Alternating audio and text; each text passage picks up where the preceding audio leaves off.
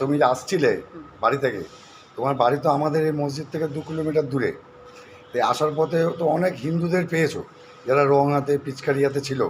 তারা কি তোমাদেরকে দেখে কোনো অসভ্য আচরণ বা কোনো রকম বাদরামো বা গায়ে রং দেওয়ার চেষ্টা করেছে? এটা তো উত্তরপ্রদেশের হিন্দু নয় তো, এটা পশ্চিমবাংলার হিন্দু। এরা তো মানুষ, এরা মানুষকে চেনে। কেন উত্তরপ্রদেশের হিন্দু নয়? যেখানে মসজিদ ঢেকে দেওয়া হচ্ছে, মসজিদের রং খেলা হবে বলে ঢেকে দেওয়া হচ্ছে, কিন্তু সেটা তো নয়। এটা পশ্চিমবাংলা এবং উত্তর 24 পরগনার হিন্দু। এরা হিন্দু বলে মনে করি না আমি এদেরকে। এরা মনে করি আমরা সবই এক জাতেরই মানুষ। এরা আমাদের যেমন শ্রদ্ধা করে, আমরাও তখন ভালোবাসি। আমাদের 8 নম্বর ওয়ার্ডের মানুষের ব্যবহারে তুমি খুশি তো? আমি প্রচণ্ড খুশি, যেহেতু এই 8 নম্বর ওয়ার্ডের যত হিন্দু ভাই আছে, এই আমানতপুরি মসজিদ নাম শুনলে তারাও যেমন খুশি, আর আমি এই মসজিদের ইমাম হয়ে বলছি আমিও খুশি। সবাই ভালো থাকুন, সুস্থ থাকুন।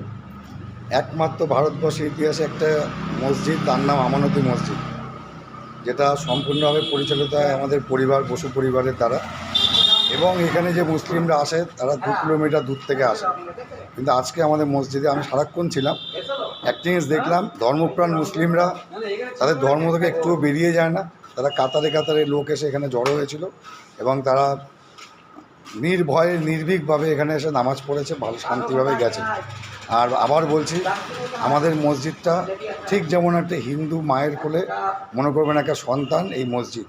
এই 8 নম্বর ওয়ার্ডে একঘর মুসলমান না থাকলেও 8 নম্বর ওয়ার্ডের মানুষ জানে এই মসজিদে আসা মুসলিম ভাইদের কীভাবে সম্মান করতে হয়, কীভাবে সম্মান জানাতে হয়।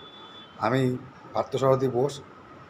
আমরা ধর্মে বিশ্বাসী না, আমরা মানবিক ধর্মে বিশ্বাসী এবং সবথেকে বড় সম্মান করি আক্তার ভাইদের। যে আজকে চারিদিকে যখন এরকম হানাহানির একটা চিন্তাভাবনা চলছে, সেখানে নির্ভীকভাবে আমাদের উপর এবং আমাদের এখানকার ওয়ার্ডের বাসিন্দাদের ভরসা করে তারা এই মসজিদে নামাজ পড়তে এসেছিল। আপনারা সবাই ভালো থাকুন, সুস্থ থাকুন, আর যারা ধর্ম নিয়ে ব্যবসা করে তাদের থেকে দূরে থাকুন। ওকে, থ্যাংক ইউ।